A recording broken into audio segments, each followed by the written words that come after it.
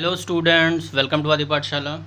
Today we are going to discuss part 2 of work and energy chapter class 9th.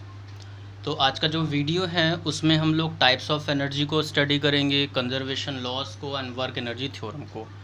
ठीक है, तो एक एक करके शुरू करते हैं। देखो ये जो तुम्हारा पूरा चैप्टर है ना, ये पूरा का पूरा वर्क एनर्जी थ्योरम पे बेस्ड है और इसमें आपको मैकेनिकल एनर्जी ही पढ़नी है सबसे ज़्यादा। ठीक है, अदर कोई एनर्जी आपको नहीं पढ़नी है। नेक्स्ट चैप्टर्स में दूसरी बातें होंगी। यहाँ पे देखेंगे। सो टाइप्स ऑफ एनर्जी, एनर्जी के बहुत ढेर सारे टाइप्स होते हैं। ठीक है, जिसमें से जो मेन पॉइंट्स हैं यहाँ पे उन्हें आप एक बार देख लीजिए। मैकेनिकल एनर्जी, अब मैकेनिकल के दो part, potential energy and kinetic energy. ठीक है, electrical energy, electrical energy sound energy हो गई।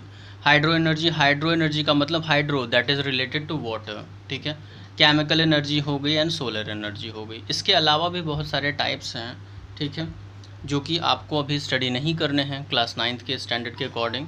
आपको जो चीज़ें पढ़नी हैं वो सिर्फ मेनली आपको फोकस रहना है पोटेंशियल एनर्जी पर और काइनेटिक एनर्जी पर। ठीक है, तो if anybody asks you how many types of energies are there, तो आप उनसे सीधे सीधे कहेंगे कि they are several types of energy और ये सारे नाम बता देंगे। ठीक, अब आगे बढ़ते हैं। What is the law of conservation of energy, या आप पहले की क्लासेस से भी देखते आ रहे हो। Law of conservation of energy क्या कहता है कि एनर्जी ना तो कभी भी क्रिएट की जा सकती है, ना कभी डिस्ट्रॉय की जा सकती है। ये सिर्फ एक फॉर्म से दूसरे फॉर्म में चेंज हो जाती है। ठीक है, एक फॉर्म से दूसरे फॉर्म में चेंज हो जाती है। अब एक क्वेश्चन उठता है कि सर अगर ऐसा होता है तो हम थक क्यों जाते हैं, हमारी बॉडी में जो एनर्जी होती है वो ख़त्म हो जाती है। हम अक्सर कहते हैं ना हमारी बॉडी में एनर्जी ख़त्म हो गई। आपकी बॉडी से एनर्जी ख़त्म नहीं होती है, आपकी बॉडी से एनर्जी एटमॉस्फेयर में हीट के फॉर्म में ट्रांसफ़र हो जाती है।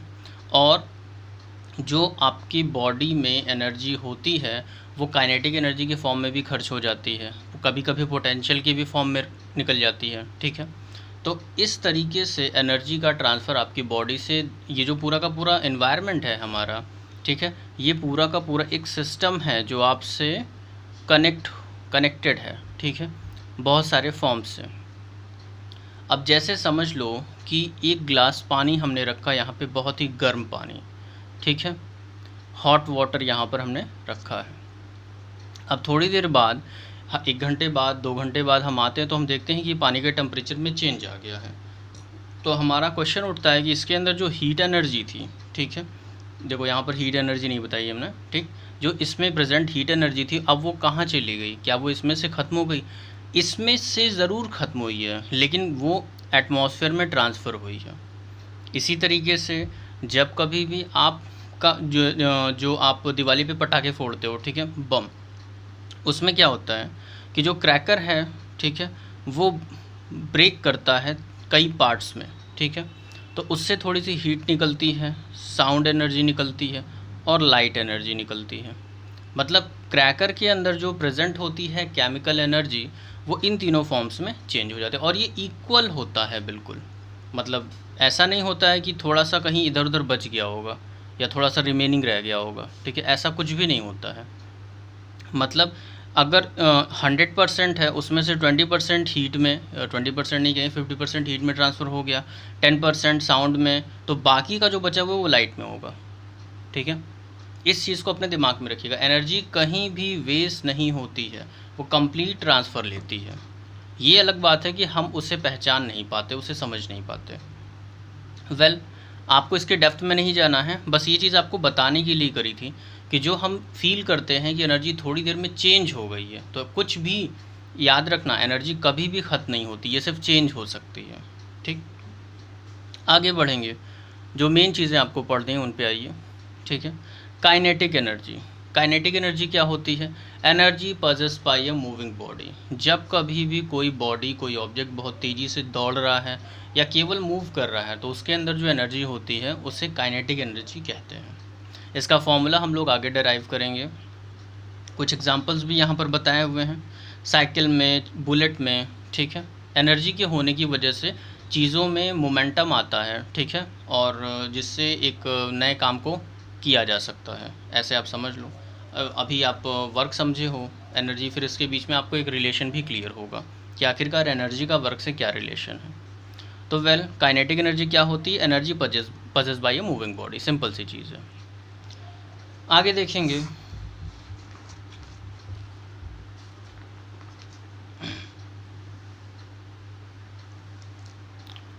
वर्क एनर्जी थ्योरम को, ठीक है। देखो यहाँ एक छोटी सी चीज़ हमने लिखवाई है, more will be the velocity then more will be the kinetic energy. Kinetic energy motion पे डिपेंड करती है। अब किसी भी बॉडी का जो मास होता है वो चेंज नहीं होता, मैक्रो लेवल पे मास चेंज नहीं होता है, तो वेलोसिटी घट बढ़ सकती है। जितनी ज़्यादा वेलोसिटी बढ़ेगी उतना ही ज़्यादा उसके अंदर काइनेटिक एनर्जी मौजूद होगी, ठीक।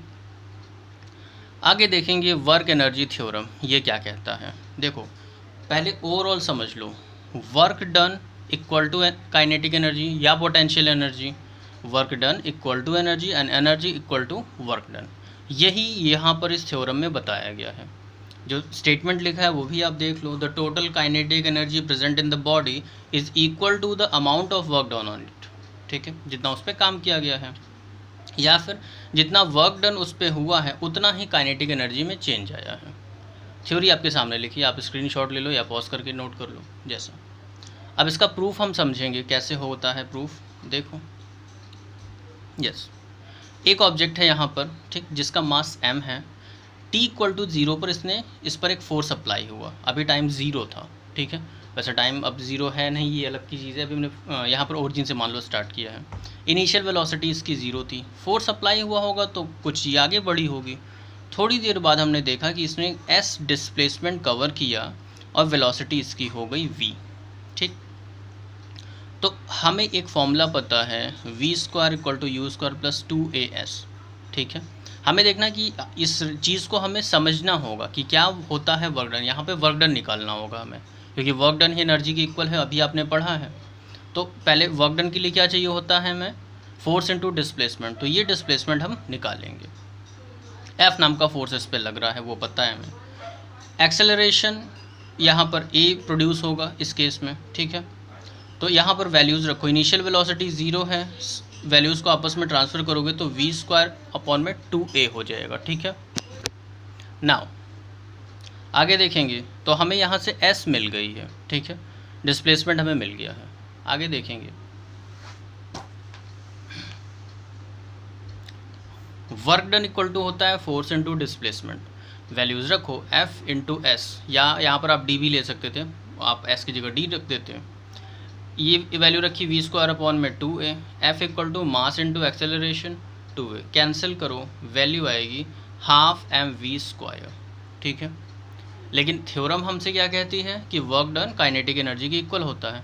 तो सीधी सी चीज़ है, यहाँ से आपकी काइनेटिक एनर्जी का फॉर्मूला मिल गया है, हाफ mv², ठीक है। मास कांस्टेंट होता है, वेलोसिटी चेंज होती रहती है, that is why I have written here variable. बिल्कुल ही सिंपल सा है, कुछ हार्ड नहीं है इसमें। एक केस हम और देखेंगे, चेंज इन काइनेटिक एनर्जी। देखो काइनेटिक एनर्जी का फॉर्मूला हमें मिल गया है, हाफ मास इंटू वेलोसिटी का स्क्वायर, ठीक है। एक केस यहाँ लेंगे, पहले वाला जो वीडियो था, सॉरी वीडियो हमने बोल दिया, सॉरी पहले वाला जो पार्ट था उसमें वेलोसिटी 0 थी, यहाँ पर वेलोसिटी u कंसीडर कर ली है, फोर्स वही है, मास वही है, एक्सेलरेशन वही है, और कुछ देर के बाद वेलोसिटी v हो जाती है। तो यहाँ पर क्या होगा, वही चीज़ है, आप अप्लाई करो formula v² equal to u² plus 2as, s की वैल्यू निकलेगी v² माइनस u² अपॉन में 2a, ये वैल्यू तो आ रही है, ठीक है।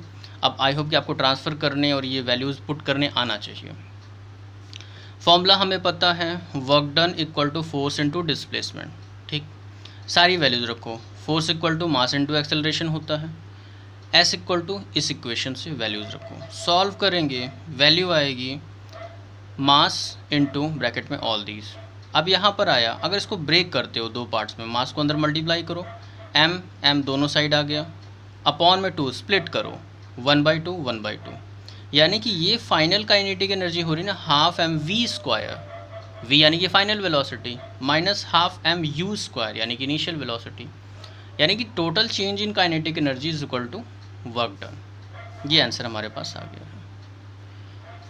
तो चलिए यहाँ पर ये वीडियो एंड होता है। आई होप कि चीज़ें आपको समझ में आई हैं। अगर कुछ नहीं समझ में आता है तो आप कमेंट सेक्शन में बता सकते हो। तब तक के लिए स्टडी करते रहिए। थैंक्स।